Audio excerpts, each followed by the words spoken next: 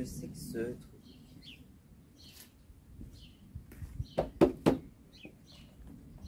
Il y a quoi là-dessous encore? Bon.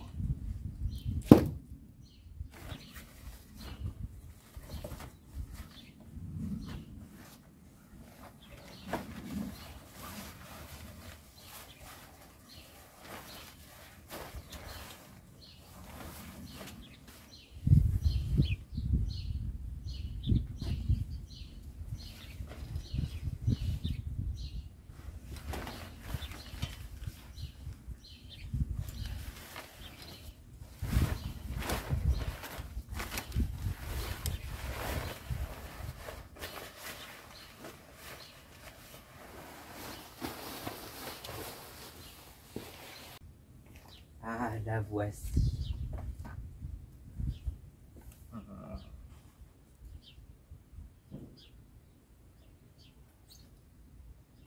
La voici. Le Saint Graal. Enfin non, c'est pas vraiment elle. Le Saint Graal, pour moi, ça serait plutôt une motoneige, comme la Yamaha RS Viking, par exemple. Ou une Polaris Frontier aussi. Ça serait vraiment le Saint Graal. Mais avant ça, c'était celle-là que j'aurais tant voulu avoir. Voilà. La Yamaha XT125X. Voilà, la voilà enfin.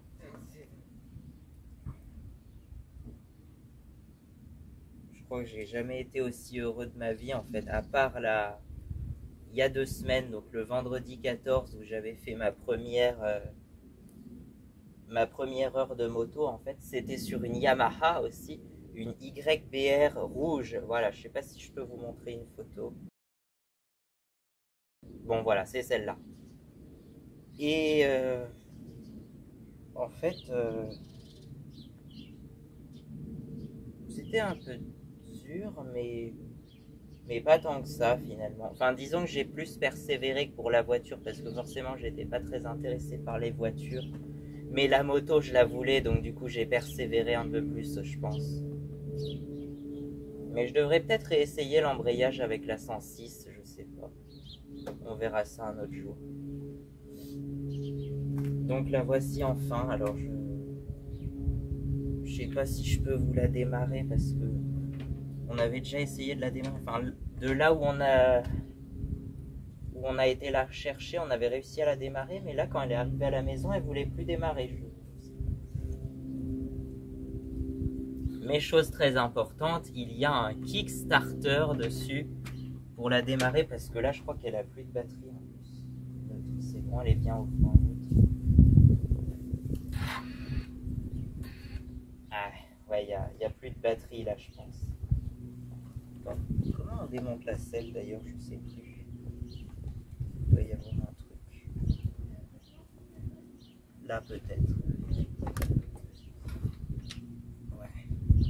Bon, je vais pas vous la démarrer maintenant, on verra, je sais pas, je vous ferai d'autres vidéos avec, puisque c'est censé devenir ma moto par la suite. Et là, on est quel jour? Le 28 avril, vendredi 28 avril 2023. À l'origine, tous mes projets, tout ça, le permis, la moto et tout ça, j'avais tout programmé pour 2024 à peu près. Mais je me disais, je n'arriverai pas à attendre jusque-là, c'est vraiment trop long. Et en fait, rien que le fait de l'avoir ici, ça me fait du bien.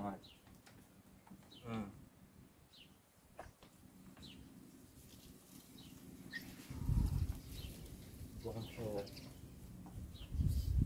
voilà, elle est arrivée un peu plus tôt que prévu parce qu'en plus, ce que j'avais pensé, c'est juste avant, on avait épluché les annonces, Le Bon Coin et tout ça. Et du coup, on avait vu, enfin, mon père avait vu une Kawasaki, je sais plus, c'était une Kawasaki Ninja Z900 ou je sais plus quoi, je les connais pas trop les Kawasaki, de 1989. Et celle-là, elle n'avait pas démarré depuis longtemps aussi, mais il y avait beaucoup de travaux à refaire dessus, beaucoup trop en fait. Elle était pas chère, mais il y avait beaucoup trop de travaux à refaire, donc du coup, bah tant pis, on l'a laissé. Mais sinon, mon projet juste à ce moment-là, c'était en fait de réparer la Kawasaki. Puis ensuite, une fois qu'on a fini la Kawasaki, et ben on la revend et on achète cette Yamaha là à la place. Enfin, par la suite, voilà. La XT 125. Et là, on avait déjà trouvé des annonces intéressantes. On a craqué, enfin, j'ai craqué.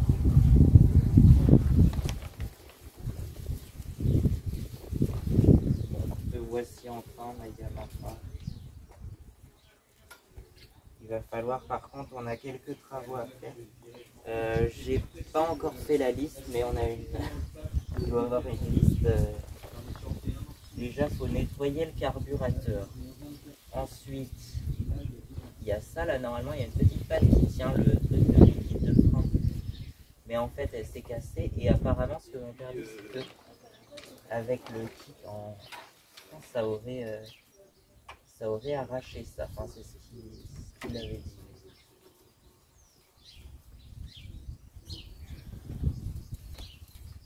Sinon, elle est parfaite. Elle a même le top case aussi. Donc, c'est ça ce que je voulais.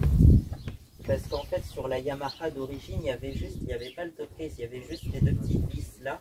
Et je me suis dit, mais attends, comment je vais fixer un top case ici? Parce qu'il n'y a que deux vis et tout ça. Et en fait, sur certaines motos qu'on avait vues, il y était déjà. Donc, du coup, on est...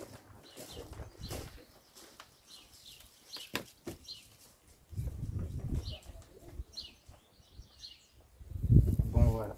Et si j'ai choisi cette moto là aussi, c'était bien sûr en premier lieu, je pense, parce qu'elle avait à la fois le Kickstarter et le démarreur électrique.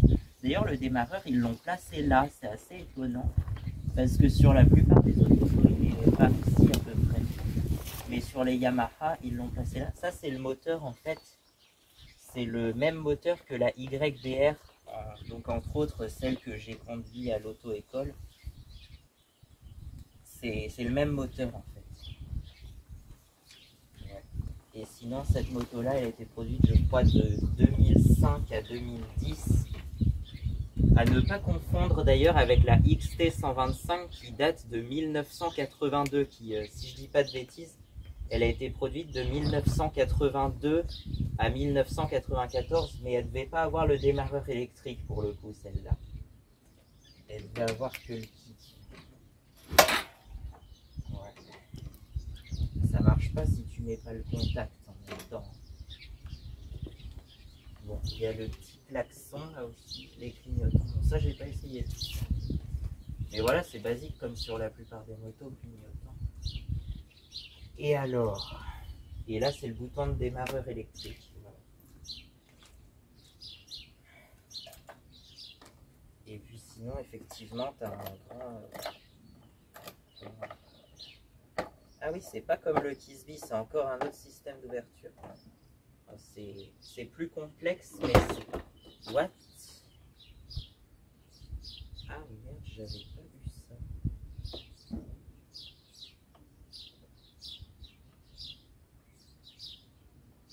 Bon, bah c'est pas grave, on dira rien.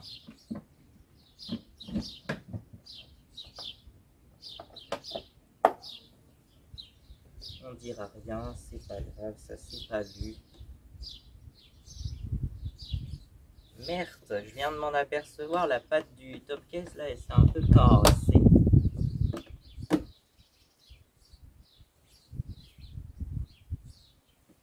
On le verra pas, on le dira rien. C'est bon. J'ai pas envie de me faire engueuler.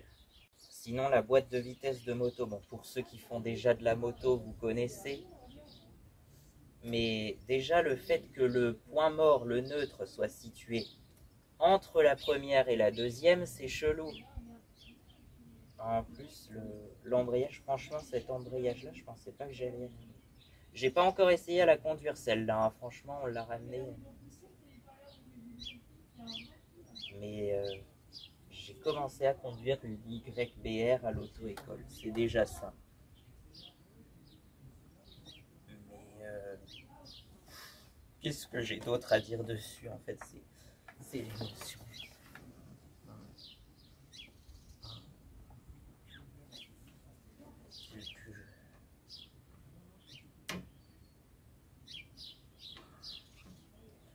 Ah, tout de suite, mes chansons, elles vont paraître un peu désuètes, puisque pour certaines, ça parle de cette moto-là que je voulais avoir à l'époque. I'd like to be a motorbiker, par exemple, ou encore Yamaha, la chanson qui s'appelle Yamaha, qui est une de mes plus connues.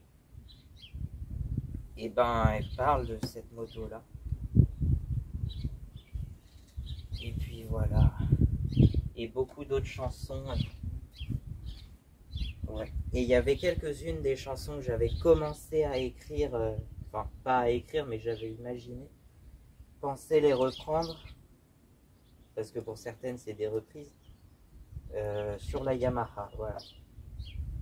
Et notamment une chanson que j'avais écrite bien avant, puisque c'est vers 2020-2021, j'avais composé une chanson qui s'appelait simplement Maya Maha, exactement comme mon pseudo est comme ça, exactement écrit en 2 mots, Maya Maha. Et cette chanson-là, tu vois, je la voyais comme un rock un peu des années 60 avec un solo au milieu. Un peu un rock à la Chuck Berry, tu vois. Vous connaissez Chuck Berry quand même, hein, avec leurs titres les plus connus, c'est Johnny B. Good, Roll Over Beethoven, ou encore School Days aussi. Enfin voilà. Je voulais un rock un peu à la Chuck Berry. Et voilà, mais je vous dévoilerai ça. Normalement, la chanson était prévue sortir en 2024. Puis l'album sur lequel elle était sortie a été repoussé à 2025 parce que j'avais d'autres... plein de parodies qui étaient programmées déjà. Et puis ensuite, pour l'instant, c'est encore repoussé à la date du 25 mars 2025. Mais le single Mayamaha, par contre, devrait sortir en 2024, normalement. Et juste pour ça, j'avais besoin de cette photo.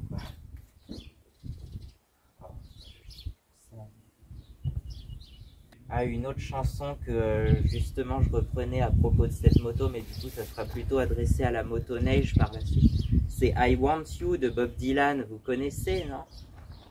I want you. Et ben I want you, ça veut dire je te veux, c'est censé être... D'ailleurs j'adore Bob Dylan, c'est un de mes artistes préférés je pense. Voilà. Je sais pas si on va m'entendre à la caméra parce qu'il y a un peu de vent, moins que sur certaines autres vidéos avant, mais il y a quand même du vent.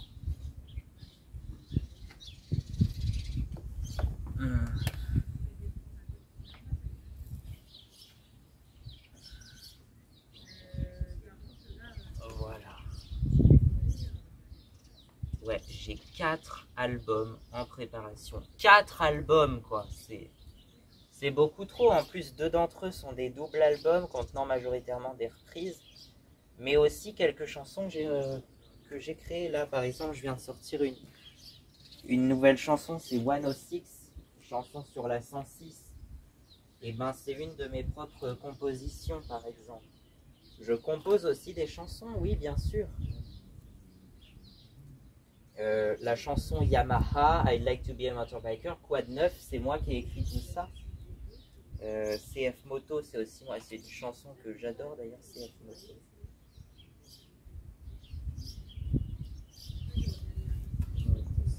C'est pour changer les modes. Ouais, I'd like to be a motorbiker. D'ailleurs, la moto que j'avais choisie pour illustrer cette chanson-là, c'était exactement la même que celle-là. Elle l'avait, je sais pas si elle l'avait, mais elle avait un truc pour fixer un top case aussi. Et du coup, j'avais fait une flèche, j'avais écrit les paroles de la chanson I'd like to be a motorbiker and I want it to be mine. Et j'avais fait une flèche qui descend vers la moto. Je me souviens de ce clip.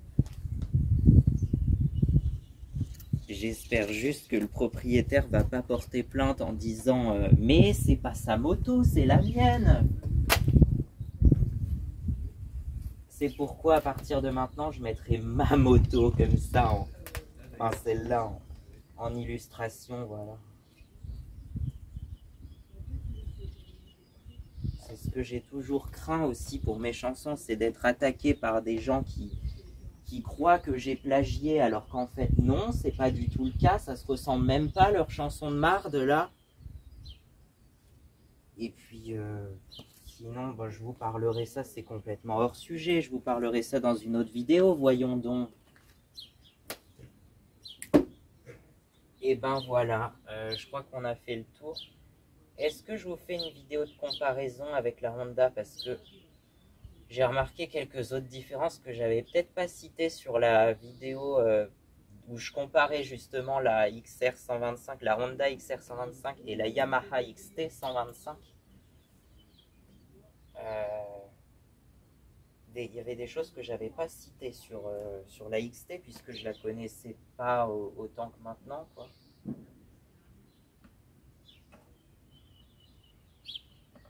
Mais effectivement, la chose pour laquelle je préfère la Honda, enfin, oui, il y a aussi, ce que je préférais sur la Honda, c'était surtout le porte-bagages avec possibilité de fixer un top case.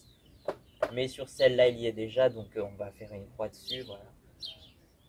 Et ce que je préfère sur la Yamaha, c'est surtout ça, le Kickstarter qu'il n'y avait pas sur la Honda. Voilà.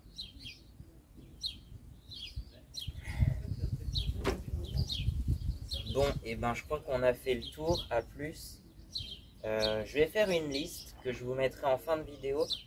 Une liste de trucs qu'on va faire pour redonner vie à cette moto. Parce que, bon, déjà, chose qu'il faut, ça, là, le tube de liquide de frein, nettoyage du carbu,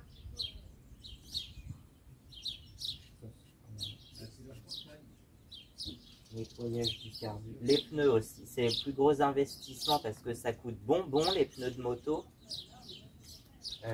Les pneus, ça se voit pas, mais ils ont commencé à craquer là en limite de la jante. Et ça, c'est juste parce qu'ils n'ont pas servi, sinon ils sont neufs les pneus en fait. Ça, c'est donc les pneus plus la main d'œuvre pour changer la roue et tout ça, ça va coûter je crois près de 300 €. Mais on a réussi à négocier un peu puisque elle était affichée à 1500 et on l'a achetée 1050. On a juste déplacé à un 5. Quoi. En fait, c'est à cause des pneus qu'on ne l'a pas acheté plus cher, sinon. Mais au départ, j'ai eu peur. Hein, je pensais qu'ils ne voulaient pas la prendre à cause des pneus, hein, tu vois. Alors, bon.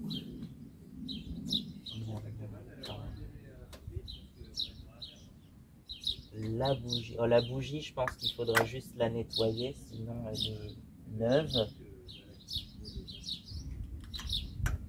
Elle a que 2500 km. En fait, le gars, il s'en est pas du tout servi et il voulait s'en débarrasser parce qu'il s'en servait pas, c'est tout. Voilà. Et le pot d'échappement, là, tu vois, on voit que d'habitude c'est tout cramé ici, puisque c'est là où ça chauffe le plus. Et ben là, c'est neuf. Vraiment, elle a l'air neuve. Le niveau d'huile, je sais pas s'il y aura besoin de faire une vidange par contre.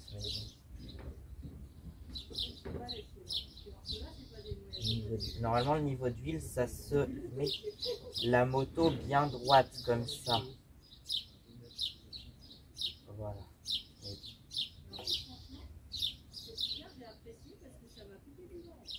Alors là, comment oh, bah, il a l'air d'y avoir ce qu'il faut. Après, je ne sais pas si elle est claire ou pas, mais on verra ça sur une autre vidéo. La batterie aussi qu'il faut recharger ou changer, on ne sait pas trop pour l'instant. Mais je ne sais pas comment on démonte là. À mon avis, c'est ces deux boulons-là, là, de chaque côté. Et puis là, peut-être, ou là. Je sais pas. Mais elle s'en va pas toute seule comme sur le quad. Là, elle est bien attachée, là. Et puis, truc que j'avais pas vu, c'est le top case. Mais bon, ça, on va laisser ça comme ça pour l'instant. C'est pas grave. Bon, ben voilà, on a fait le tour. Hein. j'espère que ça vous a plu et ça deviendra le nouveau logo de la chaîne, mais pas tout de suite, je pense. Pour l'instant.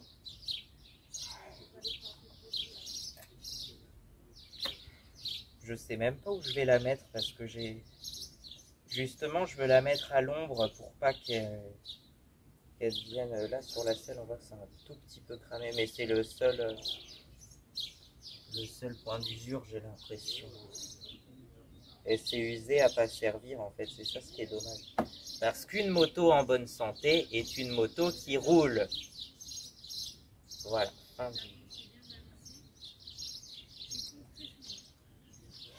du débat, fin de la vidéo, et puis au revoir. Normalement, j'ai rien d'autre à dire dessus. Hein.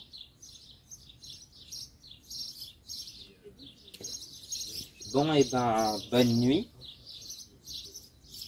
Oui, chez nous, il est de coutume de se dire bonne nuit, ça veut dire au revoir, quoi. Quand on se verra pas de la journée, c'est bonne nuit, quoi. Si je vais la revoir de la journée.